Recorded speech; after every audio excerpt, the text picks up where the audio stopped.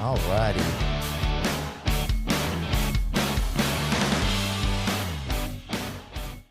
What's up, everybody? Welcome back to the Six Pack Lab. I'm your host, Johnny Catanzano. We are here already on episode number 11 in the Six Pack Lab. And today I have a very special guest that we're going to be talking to, Monica Brant. Monica, thanks for coming in. Hi, Johnny. Hi. Super excited to have you. Life has an interesting way of working out, Ray. Isn't that right? So we got Ray on the ones and twos as always. So thanks for being here, buddy. Thank you, man. Life has an interesting way of working out, and I'm still kind of sitting here, and I just can't believe I'm sitting next to the queen of covers here, the one of the originators, kind of like an empire in the women's fitness category in competing, but also being on covers. I literally remember this wonderful woman here all the way back to when I was a teenage boy, getting into fitness and bodybuilding, reading through Flex magazine and Iron Man magazine. You were one of my favorites, like literal, like, and I could, like Sharon Bruno and Corey Everson, and I'll name drop a couple ladies that I knew of back in the day. Yep. But there were none quite like you, and I just want to say it's very good to have you here. Well, I appreciate that very much, and I'm thankful to be here. And years ago, Chris Cormier said, it's good to be relevant. So it's nice to feel relevant still. So it is. You are, and you still are, and that's the thing is, and I don't take that for granted, just so you know. Well, good. I'm glad to hear that. I know there might be some personalities in the fitness realm that have probably taken that sort of notoriety and fame for granted or let it get to their ego. But just after talking with you just a few minutes, I can tell you're a very genuine person, and I'm super excited to be here. And we're going to dive into her background and why I thought she was an amazing person to bring here in the Six Pack Lab. And she was just such a, you were kind of groundbreaking as far as, if I yelled at everybody to turn off their dings except mine. Kind of groundbreaking. Turn off their dings. In the women's fitness, as far as really just kind of, setting a name for yourself and having over 100 covers. In major publications. Bring them all today, but and I don't think for those of you who are maybe younger listeners, I don't think you understand, like 100 magazine covers. It's a little different day and age now with the internet and with social media, and now getting 100 Instagram posts. Yeah, like getting put on a website might be a similar, but to be on a magazine cover is no easy feat, and to have well over 100 of them is really, really cool. So in today's episode, we're first going to talk a little bit with Monica, then we're going to move on to the latest in health news. I've got a quick article a little bit about sugar, and that, sugar's bad, but it's not necessarily something you really should focus on. It's solely focus on. So we'll talk a little bit more about that later. We've got Jim Fails to Fixes. I'm going to have Monica help us analyze one of our a viewer maybe that is having a little bit of trouble working out and exercising, and we're gonna make sure she starts to adjust that. A little bit more than trouble. Yeah, we'll see that one later. And then as always, we're also going to close out your interview with the rapid fire round, which I know is one of Ray's favorites. So why don't we get started? First, over the course of your career as a professional fitness model and competitor, when did you have that aha moment? You're like, okay, this is pretty cool. I made it. What was that moment? Oh my goodness. I don't even know where to start with that, because there was really no fitness industry when I got into the fitness industry. Right. And I moved to, I started my first fitness competition in 91. Okay. Fitness started in 87, I think, was the first fitness.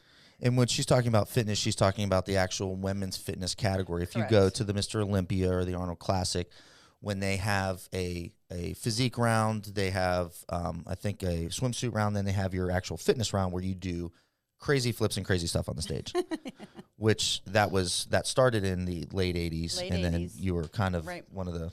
So the first, the first competition was called Fitness USA. Mm-hmm. That's what I started with. Mm-hmm. And then there was a Galaxy was happening around the same timing. Okay. And Fitness America, I'm not sure when they started, but right around there. So there was no NPC, and there really wasn't a pool of fitness models. It was, like you said earlier, the women bodybuilders. Right. And the ones that stuck out, like you said, Sharon and Corey, and, of course, Linda Moray. And Linda, yep. Yeah, and there was a host of other beautiful women, Rachel McLish. Oh, yeah, absolutely. I'm friends with her on Facebook. I can't wait to actually meet her in person this Sunday. I mean, we've been. You can let her know I was a fan of hers too. Not as Right? big as a fan as you, but I was still a fan of hers too. She was like number 2 or 3. Oh, let's see what you're listing all the bodybuilders, right? Right. Which is Right. understandable because that's all there was at the time was Right. women's bodybuilding. So Right. the fitness came in, and I was at the right time, the right place, and God orchestrated me to get to the Mecca Yep. at 24. So the Mecca. Why don't you explain for the listeners at home on Apple and then on YouTube? All What's the Mecca? The youngsters out there. All the youngies. Well, it was the heart and soul and heartbeat of all of bodybuilding, and it happened right in Venice. That Venice, Santa Monica, little spot right there. Right. And this is that's the original Golds in the original Golds area. And so I moved to LA. I knew 2 or 3 people. That's a whole nother. I mean, we could have multiple stories come out of this, but I moved out there. I knew 2 or 3 people in the whole state. Wow. And Okay. I didn't have a job. And how old were you? I was 24. 24 years young. Okay. So very young. And I'd been, competing in fitness since, for a couple of years. And won a couple shows and just all the regional kind of stuff. I'd placed 9th at the National Fitness USA competition in that year of 95. There was 150 girls, and I came in 9th. And That's great. I think it was cool. That opened up a really interesting spot for me because of the person that I met there that I promoted myself to, which opened up a whole nother avenue for me when I moved to California. Right. Which is kind of a fun story as well. Okay. Well, let's hear it. I know, right? I'm like, where do I start? Let's hear it. Back in 1970 now. Just kidding. So anyways, moved to California and didn't really know what I was going to be doing per se for money. Sure. I had some money saved up, and my dad, very generously, I say, because loosely, he offered 6 months for me to pay for me for 6 months, not to pay for me, but to give me, I think it was $1,500 a month. Yeah. Support. That was it. And he'd never supported and paid for things like, I had to pay for my own college. I didn't finish college, but, so, but he said, yeah, I'll help you out for 6 months. And by then you got to figure it out on your own from there. And I was like, all right. And I just said, all right, cool. I got this. So I moved out, and that particular year is when I came in 9th in the 95 Fitness USA. Okay. Again, no NPC. Right. Is that the Fitness America pageant? They're 2 separate. 2 separate ones? Okay. So I never did Fitness America. I did Fitness USA. Fitness USA. Okay. Which Marla Duncan had won. Marla Duncan. I remember that name. Okay. She's the reason I got involved in that one because I'd seen her picture come up in a magazine. And anyways, so I moved to California. I was living with old roommate of my brother's who offered to move into a 2-bedroom, 2-bath with me. He traveled for AJ Foyt's race team. Yep. So he was gone more than he was home, but at least I had somebody that kind of was looking out for me when he was home. And he was very involved in very intense fitness and supplements and no drugs, he was leaner than lean all year long, and he was very intense. Yeah. Not a bodybuilder. He'd never competed, but I think he's actually involved in the whole supplement side now. But anyways, back then, and so anyways, I move out there, and when I was at the competition, they released all of us girls, so the 150 girls, just backtracking for a minute, back into the back of all the stage and said, go find your dressing rooms, right? So all of us girls, 150 girls, are like flooding the back of the stage and looking for a dressing room. And, you know, you're there with all your stuff. And I didn't know anybody. Yeah. I had a girlfriend with me who was a hairdresser. She had gone with me, and she and I, did my makeup and hair and had all my stuff. I had to wear a gown. On stage, I was going to do a gown round, which I was working with a pageant lady who taught pageant competitors how to walk in heels and wear beauty pageant type stuff. And I had to say a speech on stage. It was my philosophy of fitness in 45 seconds. They gave you 45 seconds and then they turned the mic off. So you had to be done and be able to walk away and not be like finishing up. Yeah. Right. So that's a fun story too. But anyways, so it was the physique round, the routine round, and then that gown round. which I liked. Yeah. I had no problem talking on stage, and I mean, I got used to Right. having to be up there, and I loved, being in the gown. It was really fun. But anyways, but going back stage, I go into my peek into, I'm seeing all the girls like going flooding all these rooms, and there's one room kind of off to the side, and I'm like, no one's going in this room. So I look inside, and I see one girl in there, and two women, right? Yeah. A lady, about my age or whatever, and then it looks like her. I didn't know who it was. I just was like, okay, there's two people in there, and it's a huge room. So I'm like, I tell my girlfriend, we're going to go into this room. She's like, all right. I said, there's plenty of room in here. I didn't understand why no one else was going in there. Right. Well, come to find out, it was Carol Simple Okay. and Jan Tana. Oh, Jan Tana. Jan's was Carol's sponsor. And she was doing her tan. And Carol was, everyone was like, oh, she's going to win the show. So no one felt comfortable to go in the room with her. Right. Well, I didn't know who she was, and I didn't really know who Jan was. I was so new to the industry, or the competitions anyways, because again, there's really no industry. It was just the competition. So I was like, I mean, I'm not worried about that. I'm not in her way. I'm just going to go over here. And I didn't realize she was the apparent winner, but everyone was saying she was going to win. You know how that goes, and people are like all intimidated. I didn't realize that at first. So I was like, no big deal. And I said, hey, y'all, okay if I'm in here? They were like, oh, sure. Well, anyways, over the course of the, show, I get to start hearing who she is, and then, kind of the rumor that she's going to win. And I was like, oh, that's why no one's in the room with her. Yeah. Well, that's all right. I got this whole space. I got I'm plenty of comfortable. space, Good. right? We're buds. I know. Well, and of course, Jan, I kind of started hearing who Jan was. And then I ended up coming in ninth, and Carol did win the show, and she deserved to win. She was a great competitor. And I had one of those back in the day, the Z cards, composition card, from because I had an agent here in San Antonio. Yeah. And I had this cover was on it. Okay. Because mind you, this cover came out in 94. So I had my little composition thing. Yeah. And I had my picture and my name and all that on it, and cover and a couple other like modeling pictures. And after the show was done, I went up to Jan Tana knowing that she was Carol's sponsor, and I just handed her my card, and I said, and we'd kind of all been talking very lightly back over the course of the show. And I just said, if you ever need a blonde model, because Carol was dark-haired. There you go. That's an in. Here I am, right? Yeah. And so maybe a week or so goes by, a couple weeks go by, I don't remember, and Jan literally calls me in San Antonio. Really? And she says, so I'm putting together a competition in July of the same year, 95. And it's a Jan Tana Pro Fitness show.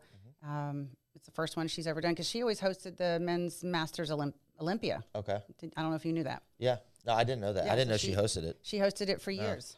I was very familiar with her Jan Tana Classic. And so for years she had that, but she also had the Men's Masters Olympia. Masters Olympia. Okay. I don't know when they stopped doing that, but at some they point should bring did. it back. They still do a lot of Masters Pro divisions and everything, so I don't see why they don't do it anymore. No, but this was her first fitness show, and she invited me, and she says, I'm getting in touch with all the top fitness girls that she, has kind of through all the different organizations at the time. Again, Galaxy, Fitness America, and Fitness USA kind of was all she had. And then she invited maybe some of the girls that were kind of on borderline bodybuilder. But so I said, well, sure, I'll do it. Yes, I'll do it. Yeah. Here we are in March, moved to California in April. Yeah. And then I realized I've just moved to California. I don't know anybody out there. I had to find a choreographer. And I'm not a gymnast or dance from my background. I'm a track and horseback rider. Okay. I was like, I had a lot to do in a very short amount of time. Yeah, Besides, to get prepared, not just for the routine and the physique. I knew, okay, I'm going to, but the other part was she did a true fitness round. So it was Versa climber for a minute. Oh, they actually had you doing exercises. A Versa climber. Oh, Versa climber, yeah. Sprinting for a minute, right? Yeah, Which I'm a sprinter, so that one got worked that.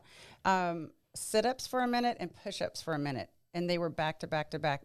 You had maybe, I don't know if it was 30 or 60 seconds between each to go to the next one. And they had someone counting your sit-ups and counting your push-ups, and you had to go all the way down. I trained for months for that. Yeah. I mean, I got 62 full push-ups in a minute. Ray, can you do 62 push-ups? No shot. In a minute. I mean, I can't do that. minute. I No can't do shot. it now, but Yeah.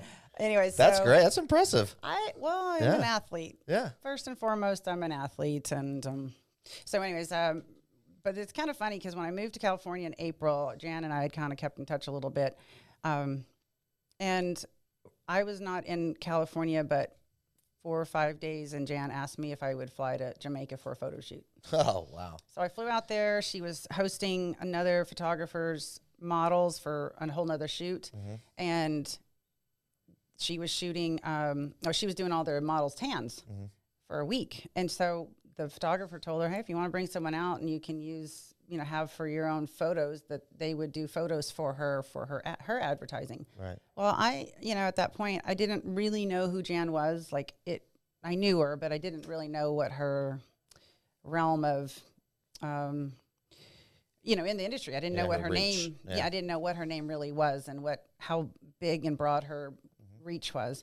But what happened, long story short, after that week, she started using me in her ads, and I became the Tana tan girl, all of the magazines. And so that ended up helping to, immediately boost my recognition. Right. And that led to more opportunities.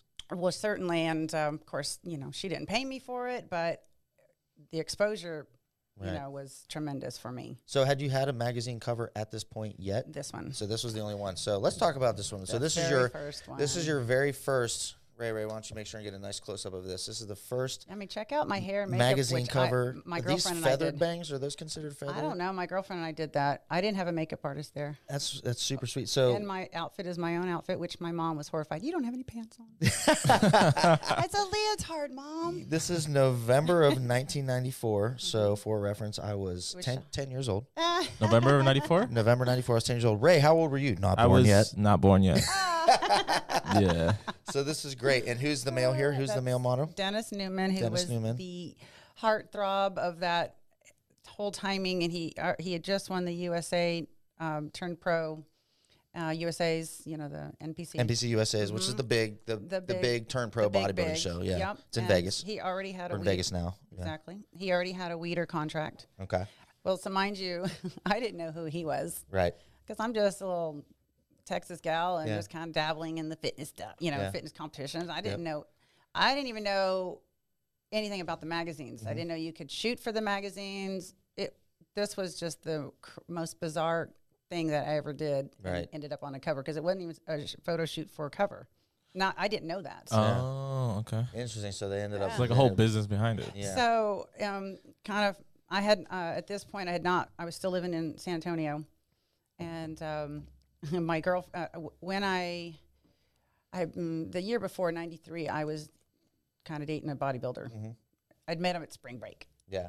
Nice. Yeah, and he and we kind of kept in touch because he lived in another state, and so then he invited me to come to the Nationals Tijuana that year in '93. Okay. And I took my girlfriend with me, and we went to Tijuana. Maybe we go to San Diego and go across the border or whatever, right? Yeah. But that's where the Nationals were held in '93. So I show up there, and my girlfriend and I are there, and I had this really cute little white outfit on, all white. Leather white shorts, leather zip-up, cowboy boots. Sounds white, hot. White Sounds top. hot. Yeah. And I was super tan, so it was really stood out of the crowd. And anyways, I think he came in like 8th out of the heavyweight, so he wasn't real happy with his. But what happened is he introduced me to, oh my gosh, he's one of the biggest names in the past. He introduced me, and it's right on the tip of my tongue, but I'm going to come back to that. But he was a guru in the nutrition, Perillo. John Perillo. Okay. Do you remember the name? Yeah. Perillo? I've heard that name. He had a little magazine, Perillo Press, and he had his own supplement. He brought MCTs into the industry. Yeah. Yeah. He was a big component of MCTs back in the early Way 90s. back when. And then he was older, so he'd been around for a long time. Well, anyways, I met him. He introduced me to Steve Winterstrom and Ralph DeHaan. And Ralph DeHaan contracted Weider photographer. Oh, really? And Steve Winterstrom is someone who kept up with all of women's history, of the women's bodybuilding history for years. He was the historian of the women's bodybuilding movement. Of course, then he became, fitness and figure. And I don't know that he's still involved to that degree, but for years, Steve Winterstrom kept up with all, and he wrote for the magazines. He did some photography, but he and Ralph, very good friends. Yeah. And so when I met Ralph's like, if you ever come back to California, let me know. Let's do a test shoot. I'm like, oh, okay. So here's a funny little story. Before this shot was done, me and my girlfriends, 5 of us, decided to go to LA. We're here in San Antonio. We're like, we're going to go to LA. I've never been to LA. Right. We're going to go party, you know. Right. Long weekend party. You can imagine all 5 pretty hot girls. 5 hot chicks in the 90s, guys. That's what I'm visualizing right here. Blonde, puffed out hair, hairspray, maybe a little denim, halter tops, all very ripped jeans, attractive girls. And we're going partying in LA. We're all like 22, 23, whatever. Okay. We go to California and we spend all this, we go shopping on Melrose Avenue. We go to like 3 or 4 bars a night. You know, everyone's got somebody that they know. We get in there. Well, I set up a photo shoot for the Sunday or Sunday or Monday after that weekend. Right. Who does that? Yeah, bad idea. Really bad. I didn't know any Awful different. idea. I didn't know any different. Next week, I'm good. Yeah. Hungover photo shoots are awful. So thankfully, I think the shoot was set up for a Monday, and my girlfriend and I, we drove down on Sunday to San Diego, and all the other girls flew on home Sunday. So we went to San Diego. We literally went to Ralph DeHaan's house. And he's like, well, if you come, you can stay in my basement. I've got a huge, well, he had this most beautiful home, overlooked all of the ocean in that Escondido down in that area. Right. I had no idea. Like, what am I doing? Yeah. 22 years old. Yeah. You know, my friend and I she's with me because I wouldn't travel alone. Right. So we stay in his basement. Super cool guy. Next day we go do the photo shoot, and Monday we do a photo shoot. We do all this test shoot, which ended up, some of the pictures ended up, I don't think in this magazine, but they end up in the magazine eventually. Right. And then he tells me again, well, you know, if you come back to California, let me know and we'll shoot again. I was like, okay. Well, that was in March of 94. Move forward to June of 94. I'm competing in Venice. The first time I compete in the Fitness USA in Venice. I'm like, I've got to go compete with the big girls. I'm thinking, you know, California girls. Yeah. Because, you know, Texas doesn't have enough competition. I don't know. I just thought that's what I needed to do. Right. I go to Venice. I end up winning the show. And I was smarter this time. I had decided to I had got in touch with Ralph ahead of time and said, I'm coming to do this show. So he says, well, make sure you come down and shoot with me again. So I did. I went after my competition this time and shot with him again. Yeah. And we shot one day just of me and my stuff. And then he actually said, well, can you and your girlfriend stay another night and shoot the next day? I have someone I'm shooting. I think I'd like to shoot you with him. Right. Dennis Newman. Yeah. And I was like, I don't know who is Dennis Newman. And he's like, he's a bodybuilder. He just won this big show. And I'm shooting him on the Tuesday. So if you could stay one more day, back then you could change flights really easily. Yeah. No big deal, right? Right. So my girlfriend is with me again, and she and I are like, I don't know who Dennis Newman is. I don't know anything about him. I just like, okay. So we stay another day and go to the photographer, go to the studio the next day, and there's Dennis. And I'm like, I don't think I've ever seen any man as beautiful as him. Yeah. I mean, look at him. Yeah. And he's a good looking dude. And this isn't even like a best shot of him, which is funny because his name is huge and I'm the one in front in this cover. Right. Right. Like, usually it's like the girl hanging on the guy kind of thing, right? Right. So I always laugh, like, my first cover, I'm the foremost in the front. Anyways. I'm front and center. I know. It's kind That's of funny. cool. But Dennis was there, and my girlfriend and I are like, oh my gosh, we have never seen a more beautiful man. Mm-hmm. Blue eyes. I mean, this is your Superman. Right. 100%. So anyways, we did the photo shoot, and he still never said cover. He never one time said cover. Right. All right, go home. Photos are done. I don't really know what I'm going to do with those pictures. I don't know. Yeah. I don't know what it means still. Right. Don't understand it. A couple of months later, he calls me, Ralph DeHaan does, and he says, hey, I just wanted to say congratulations, cover girl. Because I'd been at work that night. I got home with the old recorder that you push the button. You see all your blinking lights, Yeah. on the old recorders. Old answering machine. Yeah, I know. Had the little miniature tapes in it, little tiny tapes. And I kidded. Yeah, exactly. And I wish I still had that little miniature tape to go back to his message. Listen to it. Congratulations, cover girl. That was my first ever. Yeah. In fact, I should probably call Ralph and ask him to give me a new Ralph, message. call me back in 5 minutes and leave me a message. Yeah, since I didn't save it in 94, Yeah. but that was, and at that point, I wasn't moving to California even. Right. I just was, doing Just out whatever I there. was doing here in San Antonio and doing, So that's how you got the first cover. Yeah, Interesting story. which is sad because I come home and I go to HEB or Albertsons, whichever it is back then, and I bought 10 copies. That's it? Well, only 10? Well, yeah, they're expensive. You didn't know. Yeah, they were Remember, they were like $5.99 a piece. I mean, and I'm just in the time. It's 23. It's yeah. not like I'm rolling in the dough. Yeah. How many? Is this the last one left? Is this the Holy Grail? Maybe. Maybe. Maybe. Look at how old it is. Yeah, so I buy 10 covers, and I never once tell the girl at the checkout it's me. I just bought them. She probably thought this is kind of weird because I didn't know that they would send me any. Of course, then he asked me for my address so he could send me a $200 check for being on the cover. I got my first official check. I wish I had been able to keep that. Like, I know. Yeah. Where'd that go? Yeah, that was my next question. What was so you had this was the first one, and it led to many more. We'll talk a little bit more about those. But what was the money like? Like being the queen of covers in the 90s. Was it good? Was it not as good as people may think? Or give us a rundown. So, mind you, I made $200 for this. Mm-hmm. And this is I paid for my flight out there. And this is in 94. 94. So. Mm-hmm. And then 95 is when I came in 9th, and I met Tana, who I didn't really know who she was because none of the magazines, I wasn't involved in the magazine stuff. I didn't really even look at the magazines. Like, I had a friend that had a personal trainer back in 91 show me a magazine, and then we saw Marla Duncan's win. Mm-hmm. That's when but I didn't go through the magazines all the time. So anyways, moving to 95, I'm out there. My dad's like, hey, I give you 6 months with $1,500. Make it or break it, Right. Figure out what you're going to do because I'm not supporting you after that. Yeah. And it was probably a good thing. He made me get out there and figure it out. But, but God had my back, ultimately. Mm-hmm. I always say that, I'm a Christian girl. Mm-hmm. Faith is important to me. Absolutely. So I'm there. Training for the Tana show. And I go to do the Jamaica shoot, which I didn't know what that would lead to. It ended up putting me in the magazines right away. She got ads right away in the magazine. And so I started appearing in the magazines. And when I went to Jan's show in July, I ended up winning that show. It was the first pro show I won. Yeah. And, I look back and I think if people knew my relationship with Jan, they might have thought it was rigged. Mm-hmm. But I look back and go, I was lean. I mean, they put me first or second in the physique round for sure. Mm-hmm. My routine, I think I came in second or third, which that's a whole nother. Remember, I had to scrape together a choreographer and started all the gymnastics. I mean, my routine was awesome. Mm-hmm. And then I was in the other round, which was the fitness round. I won that. Right. So I was definitely the clear winner. Yeah.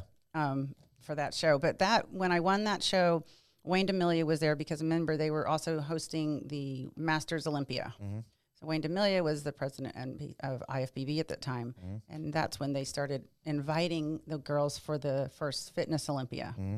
And I was invited from that show. Okay. But at that show, Robert Kennedy was there too, because all of the media is there for the Masters Olympia and Tana Classic and all of that, because it was a big, big show. Right. Big production, great athletes there. So they had everyone in the industry was there. So I got invited right away that night when I won to the Fitness Olympia, and then first Fitness Olympia in 95. And then Robert Kennedy had put me on a cover. It was in between there. I had done a photo shoot because, of course, I'm at the Mecca. All the bodybuilding photographers are there. They're not anywhere else. They're all there. Right. All of them. All five of them. Yeah. That was it. Literally. Yeah. And you just did test shoots with people, mm-hmm. and then they would send all their pictures off to the magazine, and the magazine would pick them or not pick them. Mm-hmm. You didn't know. Yeah. Things weren't scheduled, except what I came to find out, like most of Weeder stuff was scheduled. Right. But all the others weren't. They would just find pictures that worked for the cover. Yeah. It was different back then, and then you would show up with your own wardrobe, your own hair and makeup. Mm-hmm. None of that was supplied for you, right? Mm-hmm. So anyways, I had some of these things coming out in the magazines. I had that particular, Robert Kennedy put me on my first Muscle Mag cover, which came out right around that Showtime too. Mm-hmm. It was pretty cool. Mm-hmm. Me and Frank Seppi. And then I know Frank. I've met him a couple times. Yeah. Yeah. So he's done really well for himself. Yeah. And then right after that is when I booked my first Kiana Tom show, because I was on her show 2 years in a row. Kiana Tom's Flex Appeal. Friday. ESPN2, Saturday mornings, Sunday mornings. Yeah. I might have watched it a few times. Right? Clark was, you and Clark were on it. Yeah. Clark was on it. I can't remember if Clark was on the first one or the second one, maybe the second one. I don't know, because I did them 2 years in a row. So 95 was my first one, And then I went back. She invited me back in 96. Yeah. So that was, so I made money. That was good. Yeah, that's good money, right? And then I won the Tana. I won some money, but I also won a BMW motorcycle. Oh, okay. Okay, cool. I'm like, Little what swag. did I do with a motorcycle? Did you keep it or did you sell it? Well, they like, oh, $12,000 motorcycle or $15,000, whatever they said. Yeah. But at the end of the day, I'm like, I don't want a motorcycle. Yeah. So I'm going to sell it. So my dad's big into Harleys. He's been a Harley rider his entire life. And he has all kinds of, Harley friends and bike friends and yada, yada. So he's like, well, I'll help you sell that. And I was like, all right, he figured he could help sell it. Yeah. Well, they were only going to, I think he ended up selling it for $6,000 and it cost $600 or $1,000 to ship it somewhere. Yeah. So I ended up, I think, with about $5,000. Yeah, that's not bad. I'm like, better than nothing. oh, sure, right? Yeah, yeah. And then, of course, winning the show, and you had everything all over the magazines now. Yeah, And then I started kind of already. seeing that, okay, everything's coming out in the magazines. So now I'm the fitness girl. Right. And winning the show, being on Kiana's show, I mean, all of this stuff. What happened is it offered me a platform now, and now I started get flooding with people messaging through mail because I had a Snail mail. snail mail. How we did it back then, we didn't have internet. Yeah. And I think I had a pager. I bet you did. We had a pager. Yeah. I remember having to stop at the, go to the payphone and It would be, now they call it a hashtag now, but it was the pound sign, pound 911. Call me immediately. There's a party going on. or you had the pagers, right? That's kind of fun. Yep. Back in the day when we couldn't be tracked down so easily.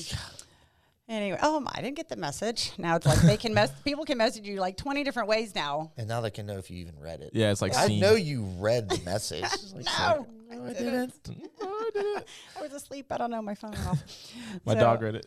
The pager you had to. So I had some of this money coming in and some nice paychecks, right? And my dad, it all happened right when my dad's money ran out.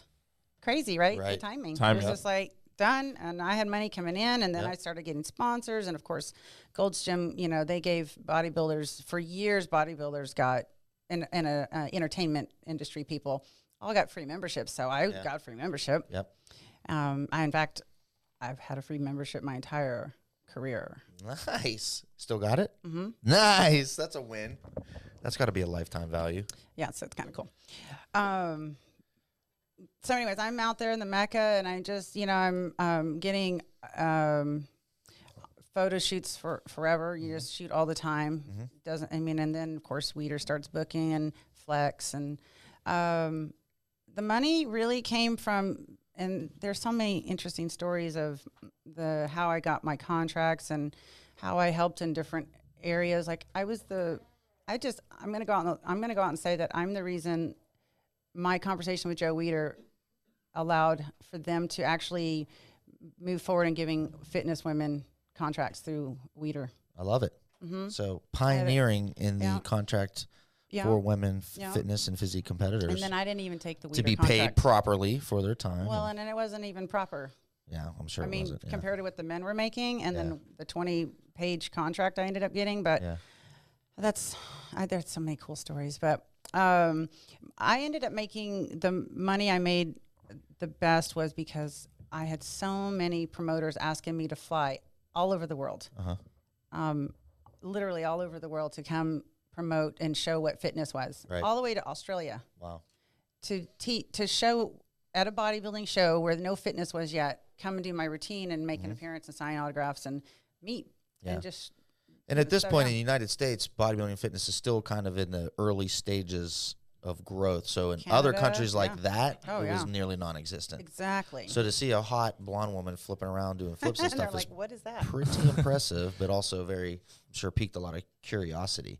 So by this point, you won the Miss Olympia in fitness, correct? No, I hadn't even won the Olympia. I won Jan's show. The Jan Tana, okay. The Jan Tana Classic, Fitness Classic. Fitness Classic. I got invited to the first Fitness Olympia, and mind you, that I remember, so I competed in the beginning of 95, and then I moved, and then to California, and then I was in Jamaica, and then I was training for the July show, so I competed in July, and then I did Kiana Tom's thing in August. Well, then the Olympia, might have been October, November that same year. I was exhausted. Yeah. You can imagine. Like Right. I just like There's a lot of stuff going on. all over the planet. My body was, so I honestly did not come into the 95 Olympia, the first Olympia, at my best. I came in 9th. Top 10. Yeah, top 10 for the first. I mean, looking back, could I have done better? Maybe, but I didn't know enough about how to manage my recovery and manage, my sleep. And I mean, I'm only 24. I didn't know enough. And then, and then I probably had my birthday. Yeah. My birthday always fell right around the Olympia timing. Yeah. So it was just this, crazy year of being all over the board and all this new stuff and all this people pulling me all these directions, which was awesome. But coming into that show, I wasn't at my best. But again, enough for 9th, and I was happy with that. Although I was like, but looking back, knowing what I know now, would have been, So, then what I ended up doing was being able to start getting contracts, making personal appearances and getting paid for those, and making personal appearances all over the world, right? And I had I started to get to know the bodybuilders in the gym, and ended up being able to talk to a few of them, like personally, about how they handle contracts. So I ended up with really good advice on how to deal with contracts, how to be professional, what my contract should look like, which I ended up passing on to other women that would ask me, how do you handle this? And, how do I, so I just handled my own business for years. Yeah. Very cool. It was a lot of traveling. So no manager, you did it all on your own. That's yeah, smart. I did. Which ended up helping out a lot of other women. That's cool. Yeah. So what did you like better throughout your career? Did you like better, let's say, being the fitness person, competing or exercising or being on the show with Kiana Tom? Or did you like more being the representative, kind of the spokesperson, doing the magazines and the paid appearances and photo shoots and that sort of thing? What did you like better? Did you like both? I have enjoyed everything very much. All of this modeling thing, every time I've had a cover come out or article, I mean, it's an honor, and I'm very grateful. Right. I'm an athlete, number one, so I love being athletic, and I got to run in. I started running track. Yeah, you actually competed in a Masters track and field competition and won it, didn't you? Well, I competed in quite a few, and ended up going to the World's Masters in 2013, right after I won that show in 2013. Very cool. So still very active. Yeah, I run 1, 2, and 4. Okay, 100, 200, 400. And might be starting that up again, maybe next year to get to compete again in that. Because, I'll say there is nothing like running as fast as you can for more than 10 meters or yards, however you want to say it, and not getting injured. Yeah. And not because someone's chasing you. Makes it a lot more fun that way, I guess. I mean, it's really as long as it's someone that you want to be chased by. But it is a fascinating, magnificent, and empowering feeling. The way the body works, it really is. Sprint like that. Yeah, it really is. On a flat, I mean, of course, on a track, because you don't want to be sprinting anywhere where you could step in something wrong. But most adults don't sprint anymore. I mean, look at kids, right? Even sprint. kids. No, but a lot of kids, right? They're sprint, stop. I mean, that's what interval training is, right? I mean, Those of you at home, if you haven't found yourself in a full-out, all-body sprint running as fast as you can in the last year, don't get try off it. your butt and go do it. No, don't try it right away. First warm up, do some plyometrics, range of motion, get your mobility working. Oh, there's a lot. Get those joints moving. Just get moving. I had a girlfriend who was all inspired by my sprinting, and she's like, "I'm going to go to the track and sprint." And this was a couple of years back, and I'm like, "Oh my gosh, make sure you're." I said the same thing, like, one of my warm ups before a sprint workout are like 45 minutes. Yeah. Yeah, you don't just go and sprint, right? Yeah. And I was trying to tell her that. Of course, I wasn't. She was in California and I'm in Texas, and so I couldn't go help her. But come to find out, she ends up the same day. She's like, "I'm going to go all inspired." She pulls both of her hamstrings. I bet that was fun for a couple weeks. Well, and she's a distance runner, which distance runner normally, a very good distance runner. Like she swam all day long in the ocean. Yeah. I could never do that. Yeah. But sprints, they were very specialized, but anyone can learn to do them and go at their ability. Yeah. But adults just don't do that. Nope. They don't get on the track. It's too hot. It's too cold. You know, I'm like, what the heck? Just go. You want me to go outside? I'll just get on the treadmill. Like, it's not the same. It's not the same. One of my favorite track meets was up here in Austin, and it was 36 degrees and drizzling out. Ooh. And my dad. Sounds like today. Yeah. And I was living up in Lakeway, and my dad came. It was on a Sunday too. My dad was coming up, and he's like, "You still doing it?" I'm still doing it. Well, my dad's a West Point graduate and Green Beret and Ranger and all of that. So I'm like, he was like, no big deal. I can come hang out at the track. I mean, shoot, that's easy. So he shows up, and he helps me, and hardly anyone was at the track meet, but they still did it, and they still had, you know, my times are decent. Yeah. And it was just a practice meet, but it was just one of my funnest ones because my dad was there, and he was standing at the beginning, and of course in the end because it's the same spot pretty much. But you know, he took my coat off, and I had my coat from Iceland that I had, because when I went to Iceland for an appearance, they gave me one of their really warm coats, which I have in the car today. But just in case, the one day you're here in Texas, we never know. Yeah. So I have that on, and I have my gloves, and I have my blanket. I did not have my dog with me, but she was there in spirit. But and my dad would take all that off for me, and I would run, and then he'd be at the ending. Well, maybe not for the 100 because that would have been hard for, anyways. But like the 2 and the 400, he was able to get there, so he could cover me back up as soon as it was over. But it warmed up to like 42 degrees by the end of the track meet, and my dad and I went to Chili's and had some good food. Nice. That's a perfect. Good old Chili's. We had a burger and I don't know, Chips and sauce. All the good stuff. Endless chips and sauce in there. Yeah, unlimited. Absolutely. That was one of my funnest track meets. But no, I got to run at the Olympic trials. Did you really? And this is kind of what's crazy is, you know, how the rumor mill, because I've had people message me and they're like, oh, you tried out for the Olympic team, or, oh, you came in third in the Olympics or something. I'm like, no. All of my stories are, to me, really fun. Right. But when I started running track again, actually, you know Yancey Culp? I don't. He's up here in Austin. He's an amazing OCR and coach and athlete and trainer. Like, he is ultimate masters, and you should have him on the show sometime. Sure. Yeah, and you love to have him in the lab. him. He's brilliant. He might be a year younger than I am, but he just won a big Masters show, and Masters OCR race. Like, he does all those crazy ones, like the ultimate and the death one, and he trains all the top OCR athletes across the country too. Mm-hmm. So anyways, he got me back into track, and kind of moving forward, when I found out about track, it was the end of 2011, and so I started training in 2012 for it, and he started telling me, oh, there's a 400-meter, because he knew I was a 400-meter runner. Uh-huh. Mind you, I hadn't sprinted for competition since the 80s. Right. And we're talking 2012. Yeah. It's been a while. Yeah. So he's like, so there's this 400-meter invitational that's held at the Olympic trials. And he's like, and I didn't really understand. Again, I'm like kind of naive about that industry. I hadn't been involved. I hadn't really know. It's in Oregon. You know, the competition's in Oregon. He's like, you should train for it. And I was like, oh, okay. He's like, but you got to meet this coach, and you got to get invited, and you have to all these things you had to do. And I was like, okay, well, I don't know how to do that. Well, I had sponsors. Skechers was sponsoring me for my track meets. They agreed to sponsor me. Cool. Yeah, and so I am scheduled to do the indoor masters track meet that year, indoor national, because you can just go. Right. And I was going to just go. Well, I ended up not getting all my paperwork filled out in time, and it was a blessing in disguise, because what ended up happening is my mom and dad, who have been divorced since I was 19, both decided that they were going to come and cheer me on at this track meet. Mm-hmm.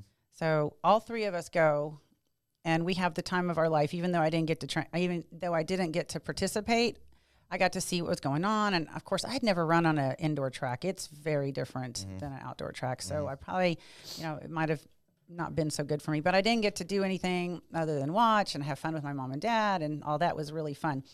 Well, when we're flying home, I had not met the coach that I was supposed to meet for the invitational information. Right. And I was so bummed, because everyone kept saying, you need to meet this Mark Cleary. He heads up all the invitational stuff. You need to meet him. I never got to meet him. Mm-hmm. And in the airport, my dad meets him. Mm-hmm. Yeah. Okay, my dad's random person. He runs into this guy, and he messages me, not on my pager, but my cell phone. And he's like, hey, you got to come over here. I think you need to meet this person. So I come over. My mom and I had been kind of messing around the airport. My dad was over here doing whatever. And so he met Mark Cleary, the coach. It was just bizarre because I'm like, out of all the spots, my dad finds him at the airport. Right. So, and we didn't even know who we were looking for. Right. He just started talking to this man, and it was Mark Cleary. Wow. My daughter needs to meet you. So I come over and meet him, and he and Mark and I are talking, and I said, yeah, I want to run in the Invitational 400 at the Olympic trials. And he's like, okay, how many quarters have you run lately? And I was like, 1. Because I just got back into track, and I just hadn't competed in a quarter since the 80s. Right. So you're fresh back in. 20-something years later. He's like, well, you have to run a 64 to just get on the list, and then the top 8 get invited from the country. And so if you can make that happen, then maybe you can get on the list, you know. And he had no faith in me because he didn't know me, and I just looked like, some blonde girl. Like, I want to do this. Sure. And I haven't ridden 25 years. So that was my mission. I was like, it's about the journey. Yep. So I ended up, started, competing in track that season. And every time I went, faster quarter, and ended up getting 5th in the country to go to the event. Wow. I got invited. I was fifth going in. Yeah. Ended up 3rd coming out. Nice. Even better. At the Olympic trials. Very cool. It was awesome. I ran a 59.76. Okay. That's moving. Yeah, so I wanted to get back and do that again. That's very cool. Impressive. So still staying active. And at what age was that? 40. It was in 2012, so 42. 42 years young. And then That's awesome. And then when I ran, age is just a number. Yeah. Age is just a number. Yeah, and then when the 2013 is when I went for the World's Masters in Brazil and competed down there, and I ran my fastest 200 at 26:02. Okay. That was not bad for a little white girl. And then my 100 12:61. Wow. Nice. That's going. So okay. That's right after I did the 2013. So I was actually training for the World's Masters track meet, and I thought, I'll get on stage again. Yeah. So literally I was on the track before 2013 show when I won in WBFF again. Wow. So I hadn't been on stage in 3 years, and I was just training for track. So I was in the gym twice a week and on the track 5 days a week. Definitely translates, so having that track. Have you ever seen a sprinter's body that's not good? Right. So whenever anyone asks me, how do you get glutes? I'm like, sprints. Yeah, literally. No, it really does. It works. So now for those of our viewers at home watching and listening, if it, maybe you're a female or a male, maybe you have this. If you're a female, if you're a female or a male, well, maybe they have desires to get. Could they be something else? Well, no, I'm just saying. If you're, I was just saying for the separation. If you are a female, if you're a female or male, and you want to try to get into fitness the way that Monica did, so I was just trying not to single out just the female, just for the males too. If you have desires or maybe a dream of being on a cover or getting into fitness like this, what's maybe a real quick piece of advice or some advice you could offer them to get started? I think being authentic and being true to yourself is important along the whole journey. And what's crazy now is the social media is such a big pull. It is. And I don't know enough about it. And, I was one of the first people to have a website in our industry. 1999, first website, and there were very few, hardly anyone else had a website. Right. And then I had a member section. I was one of the first people to have a member section. Okay. I put a discussion board on my website, and it got so crazy I put it inside the member section. And I had that for almost 10 years. Wow. So, and really that was me sharing pictures like Facebook. Yeah. There was completely like a social media, Monica Brant thing going on in there. And then, I just built relationships with my fans that wanted to pay to be in there. And it was clean and decent and kind. And some of those people have become friends over the years and stayed friends now. And they'll come on my social media. And it's the same thing what a follower is these days. I mean, people follow you because they're genuinely, for the most part, because they're genuinely interested in you and what you're doing. And you've inspired them in some form or fashion. Whatever it may be. Yeah. And so, the social media piece, though, what I feel is it's a love. I have a love-hate relationship with it. I mean, there's certain things about it that I'm like, hey, that's pretty cool. But I really can't stand the way it makes people feel like they're not good enough. Right. And I've talked to too many people I don't have a big enough following. I don't have enough and then if you're not posting every day, if you're not doing stories every day, if you're not keeping up, then your algorithm or whatever falls. And then it's like, not as many people. I mean, on my fan page of Facebook, I've got, almost 300,000 people. But I don't get that many people seeing my stuff. Some, depends on what it is. Right. But never have it's shown 150,000 likes. I don't like, if you're not constantly and then going, and I think you have to go and like other things and comment, and then Facebook is going to let you have more people to view your stuff. Yeah.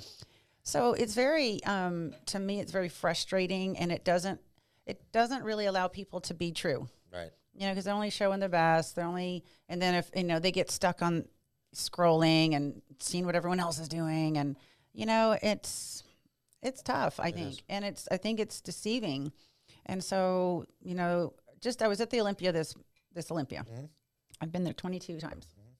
I've worked every one of them. Right. Wow, that's impressive. Yeah. That's Arnold cool. Classic, I've been 21 times. Wow. Or 20. I wonder if you were at the one that I went to in 96. So 95 was my first my first Olympia and my first Arnold. So you were there the next year? I was there. I was there every year for 20 years. Yeah. Oh, yeah. 20 years, Johnny. Who you were there with? Was it Different Muscle companies. Mag by chance? Because their booth was right across from ours, and I just remember it being like, like heavens. Yep, they did a big show. No, I I was never with Muscle Mag, although I would go over there and sign autographs and stuff. But I was with, the first year, I was there, the photographer brought me out, and I literally sat by Dennis Newman and signed. Signed that one. Cool. And I had another 8x10 that one of the photographers made for me. He's like, here, let's bring this out. I didn't even know. I just, I'm signing. Yeah. You know. Just doing it. So, it's just really different now. I was saying I was at the Olympia this year, and it was really, I was in tears the whole time because I had fans coming up and they didn't expect to see me there. I was there for about 4 hours in the expo, just visiting old friends and then talking, and all these different, people from the industry. Ronnie Coleman and I, we got teary-eyed together. He's a good great guy. friend of his. We've worked together so many years, and we both won the Olympia in '98, the first time ever, and we worked for BSN together. I was their first female athlete. I got my own contract on that too. That was a cool contract. Anyways, it was a kind of he was walking down memory lane, and then all these fans that were coming up and so excited. And so at the very end of the expo, I'm there with my friend Sarah Lyons. She and I are doing some photo shoots together. We're doing these epic destination photo shoots. So I'm helping to put them together, and she's a photographer, and this is actually one of her pictures. Okay. Years from, a handful of years ago. But anyways, so we're there just kind of rummaging through the expo. We didn't expect to stay that long, but because all these fans kept coming out of the woodworks, it was like fun. And then talking to the people that I've known for so many years and all that. But at the very end, there's a girl that's across from one of my sponsors, the one that's in here, one of them. Anyways, they're out there at the Olympia, and I'm visiting with them, and then across the way, she's using his product in her booth, and she's one of these influencers, they call them, right? She's got 1.7 million followers or something. Influencers. Yes. Right. And so I was like, I'd like to tell her about this photo shoot. It's at the end of everyone's left. Her and her husband are there, and they've got whoever's working, helping to, and she just was there in line meeting people. Like, that's all she was doing. I think she had, maybe she had a protein powder out or something. And at the very end, and I go over to meet her, and I said, hi, and her name's Cass Martin. Beautiful girl. She just like, Monica Brant, I stood in your lines because I know who you are. And it just kind of surprised me because, she's one of the young generation. She said she used to stand in my line at the Olympia. Right. And now she's got her own line, but, 1.something million followers on Instagram. Yeah. And here I've got, 26,000 is all I've got. And I'm like, if it had social media back then, where would my numbers have been, right? Right. And I don't know, I'm not willing to go buy member or followers or any of that stuff. And I'm not willing to do a story 3 times a day to try to increase views and all. I do have awesome people that help me. Yeah. There in San Antonio, there's a group there, Digital Media. Little shout out. From MD Monthly. Yeah. Am I saying it, Lauren? Media Digital. I'm not used to actually saying it. I'm always like MD Monthlies or magazine. Reading it. But, so it was really cool to just think, that I influenced this girl, and here she is with almost 2 million followers and it looks like a great business that her and her husband Probably are doing. making money, yeah. Yeah, and Hopefully. right, and it was fun to just kind of be. That's and so, cool. meanwhile, she has her cover. She had Status Fitness magazine cover out. This is her one cover, one cover. One, wow. And she was so excited. So I was like, let's do a picture and talk about your cover and a little quick video. So I had a guy there doing my video for me. And she was like, oh my gosh, I'm so excited, my cover, And I'm thinking, okay, I've got over 100 covers, but how do I translate my... How do I get the followers? like legit, right? For sure up, yeah. So I don't know. That's kind of a interesting thing. It'd be fun to think of somebody that could be like, oh, well, how do we make that? I don't know. Exactly. Not that I need all that, but you're asking about how do people, I don't know. I just think people have to be, they have to have their own. Yeah, you got to be yourself. Be yourself. Don't just. The old fake it till you make it, that ain't going to work. Really the shows do help. And there's so many organizations now that, we got all the natural stuff. And organizations. I mean, there's this everywhere. If you think you have a good physique and you want to be on a magazine cover and you want to be in fitness, you might want to try it. It might be a good way to get The crazy thing is the magazines there's really not much magazine work out there anymore. There's not. There's very little. So. And it would be like maybe a magazine, but an online news article or an online photo or cover, but something you can still strive to get into. One of the things that's been really hard for me, and because I've done all of this for years and years and years, I've been on this side of the camera. Right. Whenever someone's like, "Oh yeah, do a selfie," I'm like, I almost freeze. Like in the very beginning, I felt like I was being very vain. Yeah. I'm like, oh, look at me. It was just it's still hard for me to do like video work sometimes when I'm having to, try to set it up and make it. I'm great when there's a camera like this, like, hey, and that's not uncomfortable when I have to try to do it direct. yourself. Yeah, it's very hard for me, and I think the new generation's grown up with that because you see the moms handing the phone over, and the kids are all like taking pictures and doing videos, and like they grew up with that, right? Yep. I didn't. I grew up with actually being a real model. Yep. Getting paid. Yep. And asked months in advance. Sometimes not months in advance. Sometimes it's a week in advance.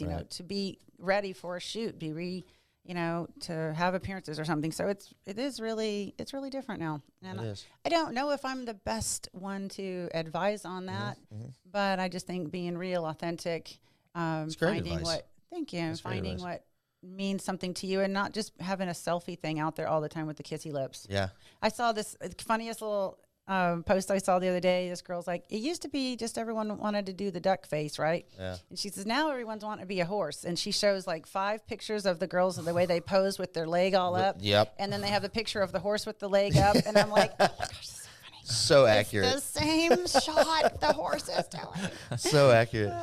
All right, Ray, why don't we go ahead and jump over to the rapid fire round? Oh, that's my favorite one. Yeah, this is one of our favorite parts.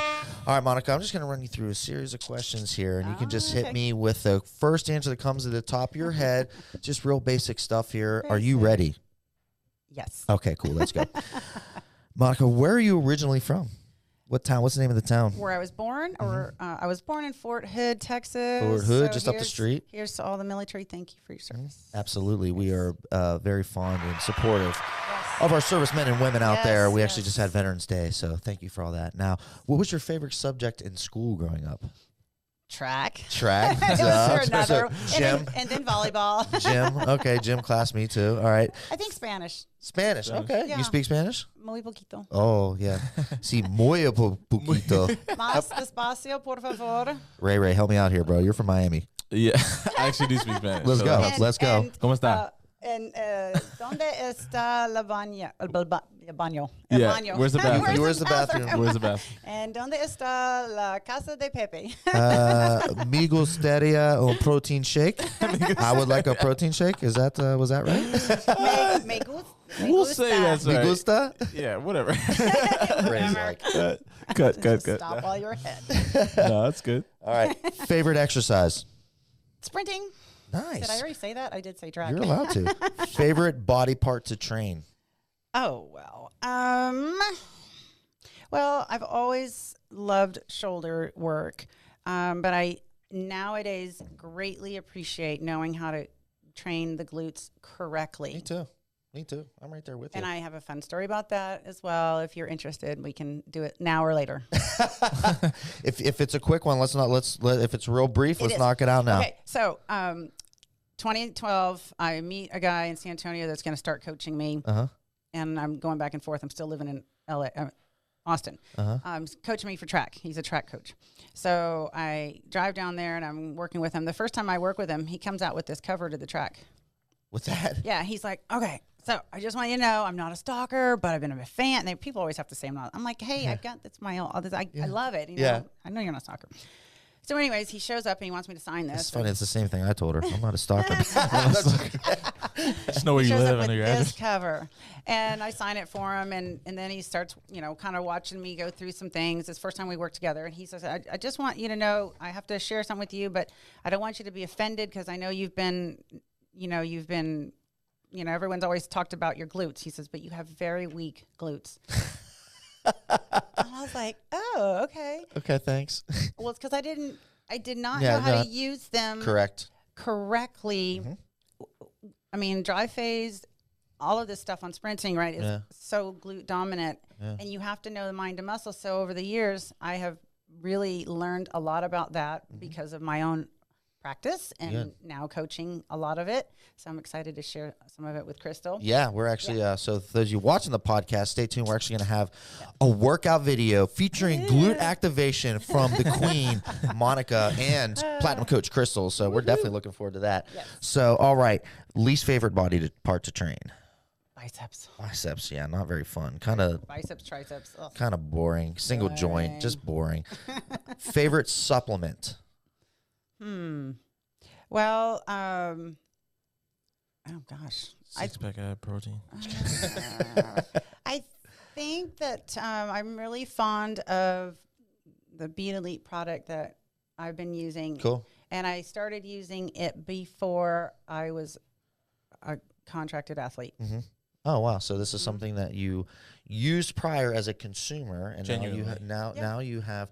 And the basis behind the products is beetroot. Yeah. It helps with vasodilation and blood flow and oxygen. Supporting nitric oxide. Nitric oxide. Awesome. All right. Yeah. Favorite thing, this is kind of generalized, but favorite thing about fitness. What do you like most about fitness? As an athlete, I adore being an athlete and being able to do that.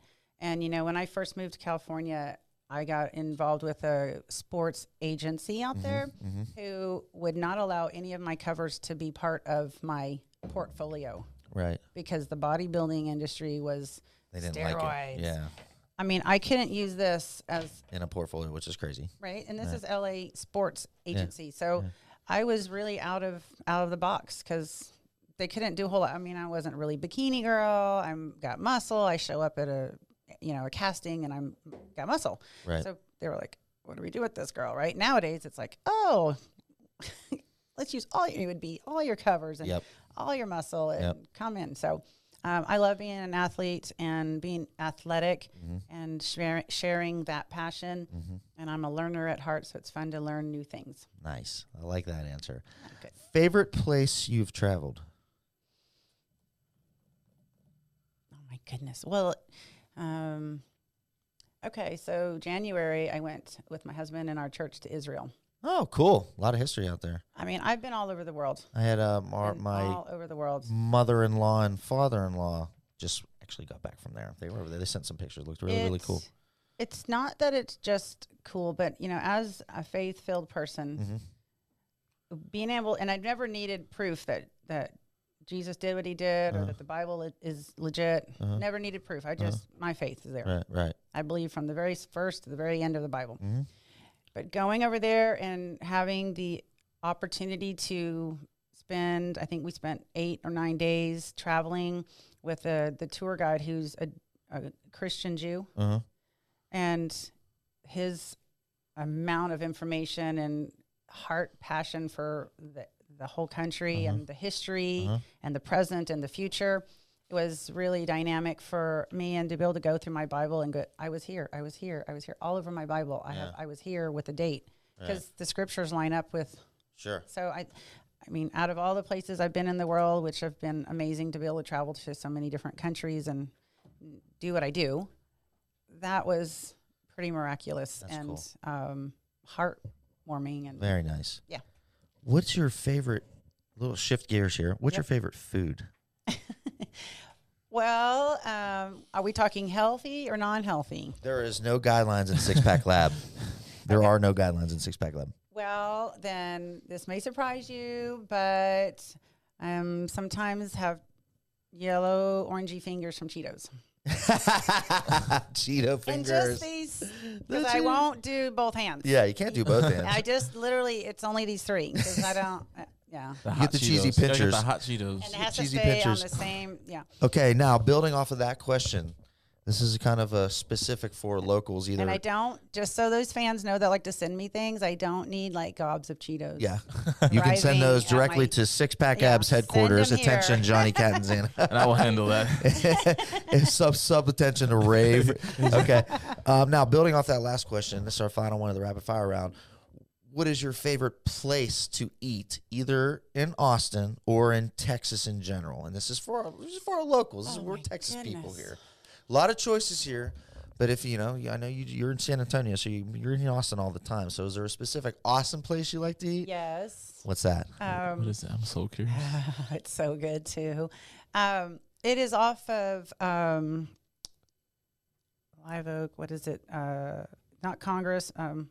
What's South the, First. Yes, South First. South First, and it's the Fresas or something. Fresas, yeah, Fresas is really good. Okay, Fresas is some fire. I've been there. They're dog friendly too. Yeah, Always. I take Cammie. Yeah. I go with. I mean, yeah, I go I'm everywhere up at the here, and yeah, I go in there, and it. You know what? And I enjoy the bar. I sit at the bar a lot of times, or because sometimes I'm by myself, and I just sit up there, and I'll have a glass of wine, and They have a I'll nice, eat. cool looking, real nice bar in there. Yeah, They recently it's- kind of redid it, not too like a year or two ago. It's really. I mean, you really can nice. get really healthy and good food, and I always get a glass of Sauvignon Blanc. Oh, Cabernet Sauvignon Blanc. Awesome. Awesome. All right. Well, thank you for participating in today's rapid fire round, Monica. I really appreciate it. All right. Now, before we move on, we're going to talk briefly about, how can people get in touch with you? What are you doing now? You've got a lot of sponsors, a lot of sponsorships. You brought a couple products with us. Let's briefly talk about that. Okay. Well, first of all, I am married again. Okay. And my husband owns Jewett Performance Horses, which is a horse.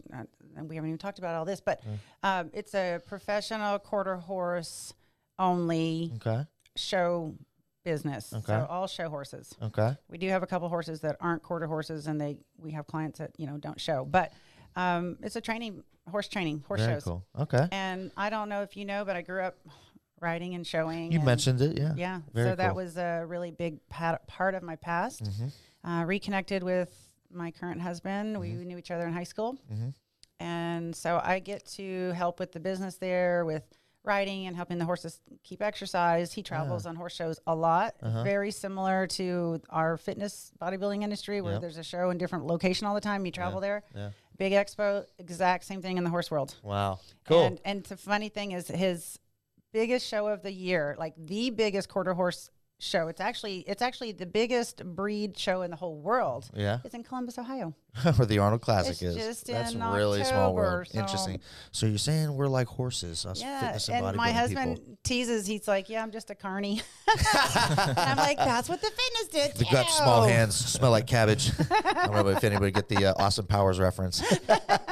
It's an old movie. So, Awesome. okay, so Yeah, you're doing that now. So I then? help with that. That's a big part of my life. I do some younger kid lessons. I love to teach just the fundamentals of grooming, handling, saddling. So I help kind of establish some of the younger kids. Okay. And then if they want to stay with it, then they become, client and with the whole business. Sure. And my husband takes over from there. So, and I get to show. So I'm actually showing in Very December. cool. Showing your own horse. Very nice. It's not my own. It's not yours, but it's showing a horse. I'm showing a horse. Cool. Yes. But it's really fun for me to get to do that piece of it.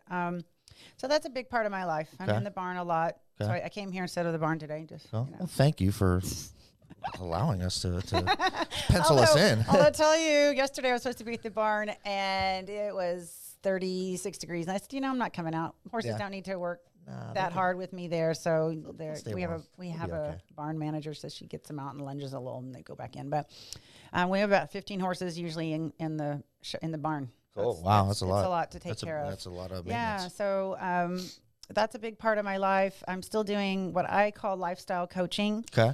I'm not out trying to promote it and push it and all of that, but I do have a lot of people that ask about working with me, and I call it lifestyle because I can't just give somebody a nutrition program and a workout program, and then you've got to be able to. And at this point in my life, I've gone through so many different things that I have a lot of experience, and so when I work with someone, things always come up about kind of their work, because these aren't all competitors. It's it's normal people. that I work with. So most of them are out of the state. Usually I have a couple in Texas here and there. So most of it is online and via phone and Skype and whatever. Sometimes other countries. Okay. I have some clients. So I do that. I'm just getting ready to launch my new website. Cool. Or to launch my new website. Okay, it's MonicaBrant.com. Still. And that's Brant without a D. It's Brant. Exactly. You should get it right. Get it right. And then you're also working with Blessed Bodywear. I guess that's what you're... on the website, there's going to be, just so you know, there's going to be a couple programs. So I'm going to have an online training program that members can be a part of. Okay. And I will be doing, and I've already got a 200, give or take, video library of exercises. Okay, cool. So people will get three workouts a week. And a lot of people are like, well, I can't train like you train. Or I'm like, just get in there and start learning. Yeah. And I mean, if you can't do the whole workout, do pieces of it. Yeah, do part of it. Do a Give your couple best effort. Do a couple, and Do a then couple sets, couple so reps. the videos are explanations, and they're a lot of my favorite stuff, right? So that'll be up, and then I'm also going to start a nutritional lifestyle once a month video coaching membership. Cool. So those two things are coming up. Okay. I'm excited about that because working with more people than just one at a time is kind of nice. But I'm also not a big numbers person. Yeah. I'd rather really affect a couple people than Significantly barely affect a ton of people. I'm the same way. Yeah. So those things, and then I do have a bunch of different sponsors, and the interesting thing is all of the people that I work with, all the companies, I know the owners, and it's really this beautiful partnership where I appreciate what they do and they appreciate what I do, and it's really nice. So Blessed Bodywear, yes, I love their clothing, and Anna is from Anna's the designer, and she's actually from Brazil. Okay. Yeah, so she's got a really amazing story. They're definitely blessed in Brazil. Yeah. That was a high fast one. Oh, thank you. And then do you remember Terry Goodlad? The name Terry? He was one of the top photographers for many, many years. Okay. He still is, but he's just not involved in the industry like he used to be.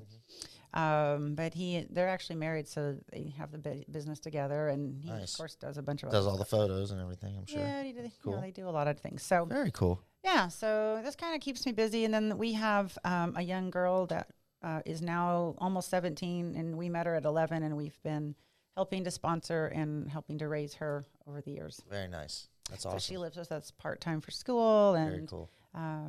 we're involved with her life, and we've become her godparents.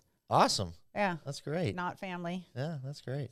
So it's been a real neat opportunity to be involved in her life, because I've never been able to have like that. well, and I've never been able to have children. So it's nice to get to be around that age and be blessed by who she is in our life, and us to bless her and That's what awesome. we do. So That's great. it's cool.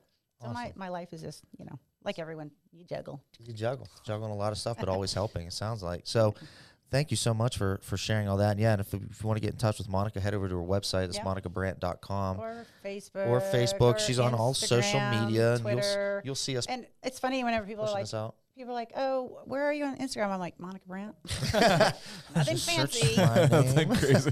Nothing crazy. All right, now why don't we move on to Jim Fails the Fixes? This is one of my favorite My parts of the favorite show. part.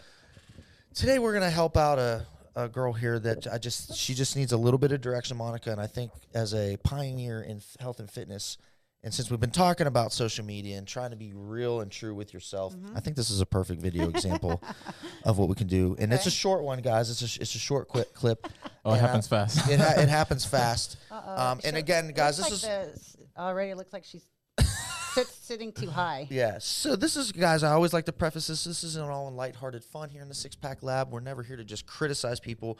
We're here to have fun and also help. So that's what we're going to do is we're going to help coach her up a I've little been bit. having fun and I'm helping. So Ray, why don't you go ahead and play this? It's a quick one, so you got to be ready for it.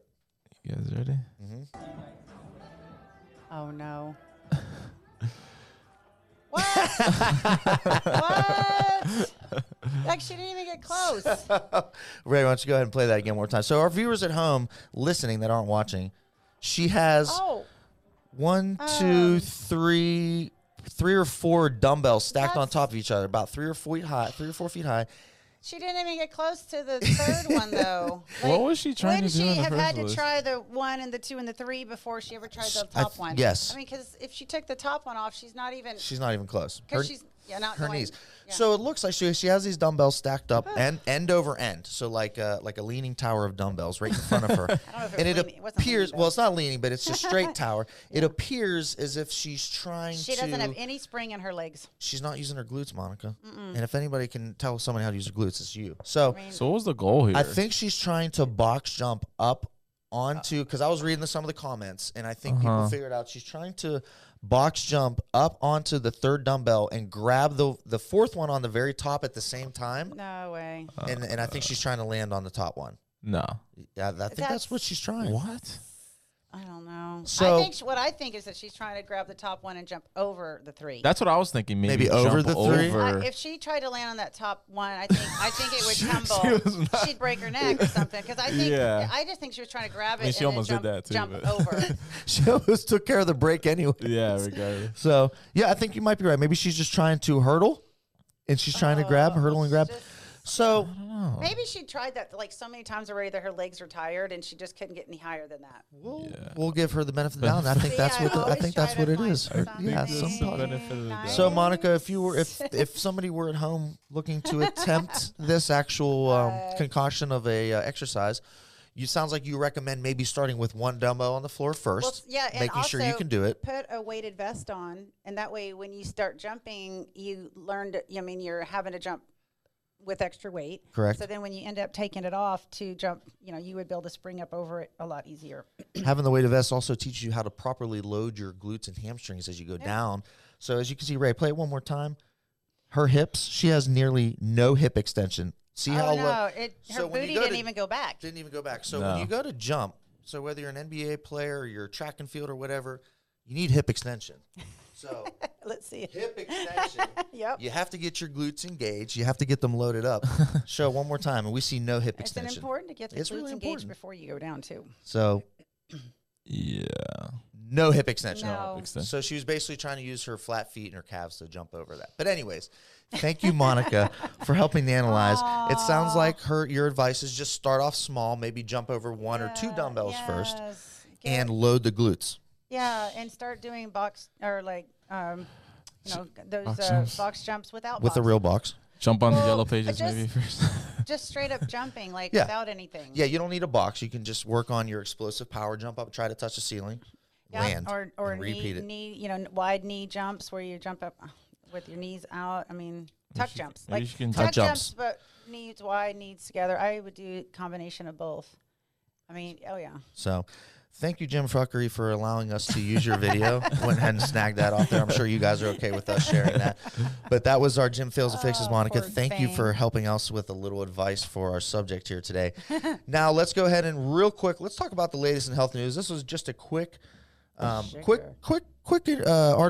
I pulled out here titled Nutritionist Perspective on Quitting Sugar. Are those cupcakes? Yeah, those look like some amazing cupcakes. I am a cakeaholic, so thank you for You're welcome. I also am a sweetsaholic, so I blame myself mostly. Now, as always, Ray is going to throw the article into the description, and I encourage everybody at home to actually go ahead and read it yourself. Yeah. But I'm really realistically just going to talk about the theme of the article, and then why I thought it was a good one to show is because along with a lot of other either food groups or specific foods, we've been either media, social media, or news publications, whatever, have ingrained certain either foods or food categories to be so bad that you just can't have them, period.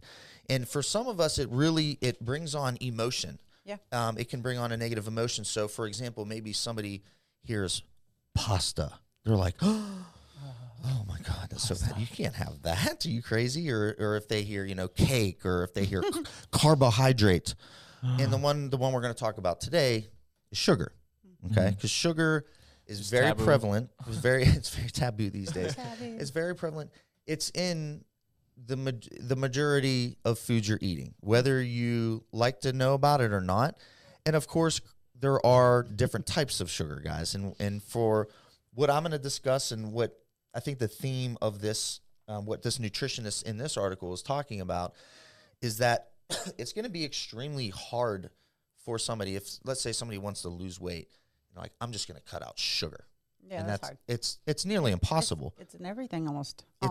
Almost everything. And we were depending on what sugar you're talking about. And Monica and I were talking about this earlier. Like vegetables, you're gonna have some fructose in there, and that's nature sugar. That's God's sugar, as you would like to say, and that's the good stuff. Yeah.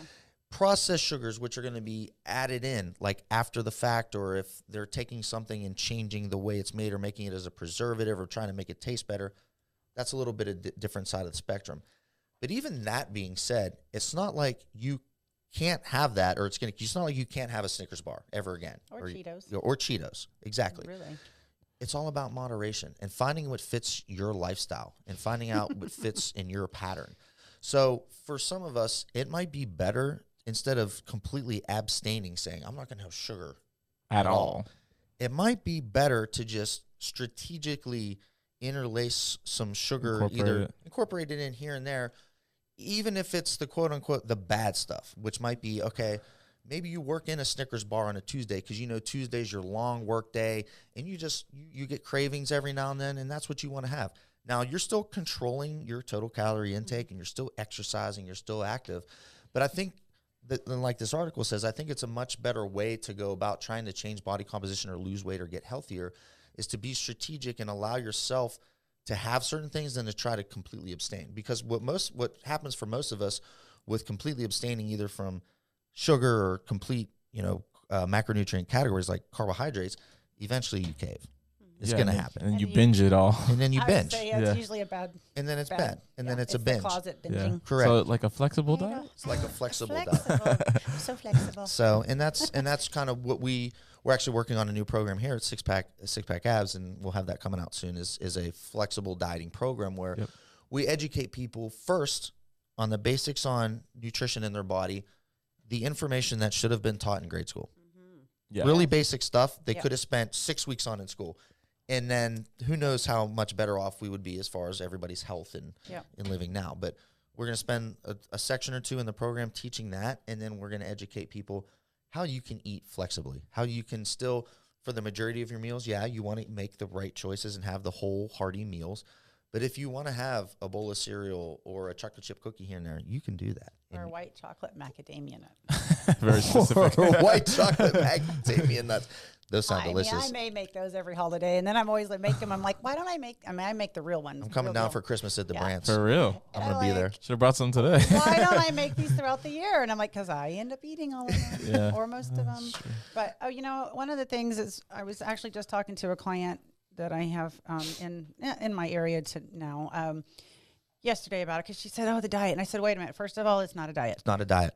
I want you to get that word out of, because the first three letters are die, and most people die on a diet. Exactly. Right? They can't do it. Diets have beginnings and ends. There's no end to our healthy living. Exactly. And that's exactly what I told her too. I said, let's just start changing the way you talk about it. Look at diet danger. Yeah, right. It's a lifestyle nutrition program. I mean, it's just a nutritionist. It's just your nutrition. Correct. It's your body. It's just, and the other thing that I'm really big on, that kind of falls into this, how we talk about things, because I'm really big on words. If I tell someone that I'm out of shape, most people are going to look at me going, oh, okay, what am I if you're out of shape? Yeah, right. So a couple of years ago, I decided if anyone ever talks to me about, I will say I'm out of the condition I like to be in. It's different, right? Correct. It sounds better. Because then people are like, oh, well, because then I can explain that a little bit better. Right? Because I still like my shape, but I'm not in the condition that I was, say, running my world's track, master's track meet. Like, I was in great condition, And so I was talking to my client last night because she's a super cute little gal from Colombia. And I'm like, the average person would do whatever it takes to have your physique, right? Yeah. I mean, well, even more than average. Like, she's super cute, but she wants to have a little more muscle. She wants to lose a little body fat here and there and, you know, kind of feel better and more energy and all that. And so we're doing nutrition to sustain that and to build that in her.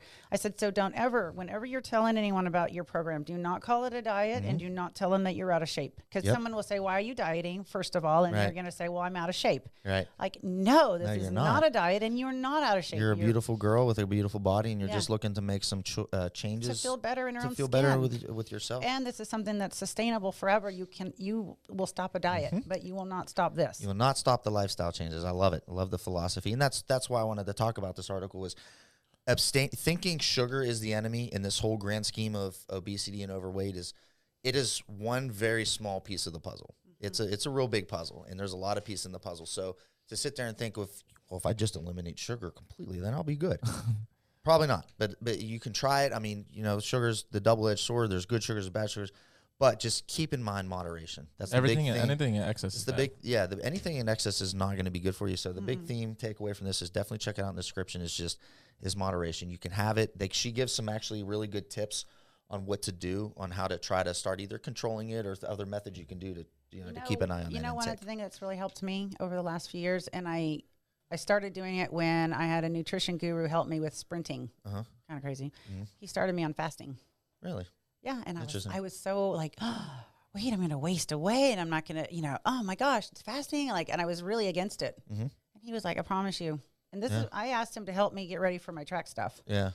And so I use fasting a lot, and it really, really has helped in so many ways for me. Fasting and time restriction eating for some people can be a huge advantage because it's easy to do. It really is. Freedom from food. It is. It clears your mind, and it allows you to not feel pressured to have to drag a bag of food around for days. And that's been the biggest thing for me. And so it's been a huge benefit, but there's a way to like moderation, right? Of course. Now, speaking of results, why don't we real quick before we wrap things up here in the Six Pack Lab, why don't we give a shout out to one of our awesome clients, awesome customers. Throwback Thursday here in the lab. It actually is Thursday in the Six Pack Lab, and we like to shout out one of our awesome clients. And if you're sitting at home and you're one of our clients, maybe you've done one of our programs, maybe you've had some amazing results following along with us, we want you to send your transformation as well to team@SixpackAbs.com for a chance to be featured here. Now, today who we're going to talk about is my boy from way northeast, Newfoundland, Canada. This dude is so far northeast, he was almost in Iceland. Way up there. And I mean, literally, there's no gym within like an hour or something. Oh, dang. Yeah, so he's way out there. So he worked with me in our private platinum coaching program. So it's cold. A little bit cold. Yeah, I would joke with him every time. How's the weather today, bro? It'd be like 90 degrees in Texas. But he was way up there, so he didn't have access to gyms or trainers or anything, so he worked with me one-on-one our platinum coaching program. So called him every week. I drew up his nutrition program, his workout program, not a diet. Like you said, it's a lifestyle for him. Taught him the basics on nutrition and really how the body worked, how fat loss worked, and muscle building worked. Started out at 212 pounds here. Worked with me about a full year in time. And we were able to go from 212 pounds down to, now those pictures are a lot smaller, 181 pounds. Wow, look at him. Yeah, so so I called this one from dad bod to Greek god. That's what I labeled this one here. Great. Yes, he actually did a really, really tremendous job. And he was what I like to call a perfect client. He was eager every time either we had a topic of discussion, I would say, okay, how are your workouts going? He's go, oh, Johnny, I've got, he had 5 questions about his workouts. We'd go over that and answer his questions, and we'd talk about his nutrition programming, and then he was always armed with more questions for that, 3 or 4 questions. So we always had like 30-minute conversations every week.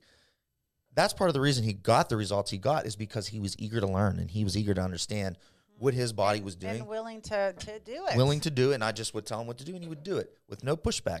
So if I can urge any of you guys at home, is ask questions. Be curious. He has to have so much fun with that body. Has to. Yeah. Yeah. I mean, Never wears a shirt.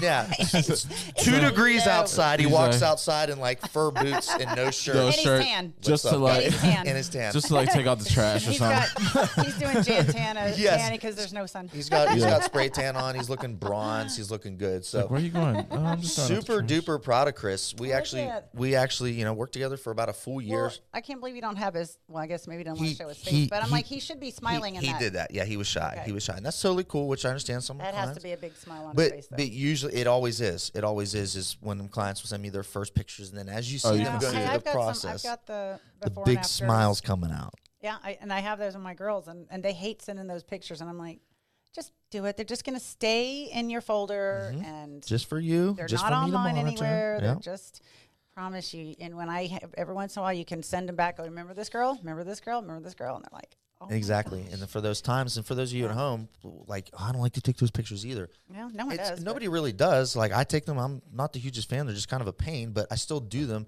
because when there's those days where you're doubting yourself and maybe you're down on yourself, maybe just go back and look. It's like, wow, maybe I am still losing weight, or man, I lost all this weight, and you know what? Actually, I'm still maintaining, which is still great too. That was me. I'd lose body fat and stay the same weight Yep. to the very end. Yeah. But same weight all the way down. All the way to the show. Yeah, Wow. crazy. Yeah. So great job, Chris. Fantastic work, Yes. brother. Really, really proud of you. We all are proud of you here at the Six Pack Lab.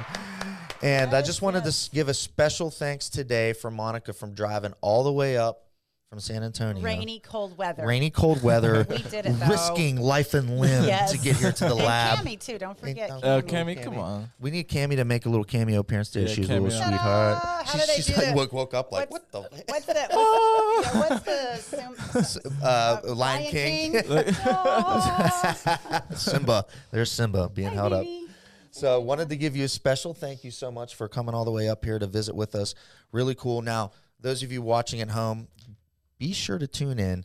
We've got a workout video coming out with her and Coach Crystal teaching you glute activation. And this one is not just for the ladies. Guys, I see a lot of dudes walking around with the flat booty. Okay. Can't be having the flat booty. Be thick. Can't be seeing those jeans, wearing jeans and hanging down and seeing Nah, butt man. crack. You The need to have saggy? some glutes to keep it up. So sagging. watch the video as well. Now, if you want to get in touch with Monica, you can hit her up on her social media at Monica Brant, and that's at MONICABRANT. Yes, sir. No And- D. No D. And you can also check out our website. And then also today we went over from gym fails to fixes. We did a little latest in health news, talked a little bit about sugar. And then we wrapped it up with our amazing transformation from Chris all the way in Canada. Congratulations, Chris. That was an Yeah, that's awesome awesome. job. So, Definitely. Monica, thank you again for coming in. But that's all we have for today's Six Pack Lab. That was Ray, so fun. on the ones and twos, as always. Trying. My dude. We'll see you guys next time. Make sure and comment below if you have questions, any questions for Monica or myself. We'll try to answer those for you. Make sure and turn your notifications on. That way, anytime we got a new Six Pack Lab or a new workout video, especially her video, you'll be notified. And give us a like on Facebook if you have a chance. Quick shout out. I want to say thanks to Ron Vaughn for Yeah. originally connecting me with you. Yeah, Definitely. absolutely. Yeah, we had Ron in the lab. He's awesome. I love Ron. I've worked with him for years. He's amazing at what he does. He is. He fixes anything. Yes, he does. He And literally does. That was one of the biggest issues with moving to San Antonio. That's going to lose. Finding a new replacement. There's no replacement. There's no replacement. Nobody touches you the way Ron does. Yeah, he is the master, and So, he's taught me some cool stuff. That was episode 10, I think. So Yeah. if you're watching at home, check out episode number 10. We do an interview with Ron, and he Yeah. talks a lot about actually what the difference is between what he does and other massage I know. therapists and how he's so good. He's Definitely. not just a massage therapist. Yeah, he is a fixer. he is a healer. Healer. He's a savant. All right, everybody. Thank you so much for tuning in. We'll see you soon. Coach Johnny here at Six Pack Lab. Bye. Peace. Bye now.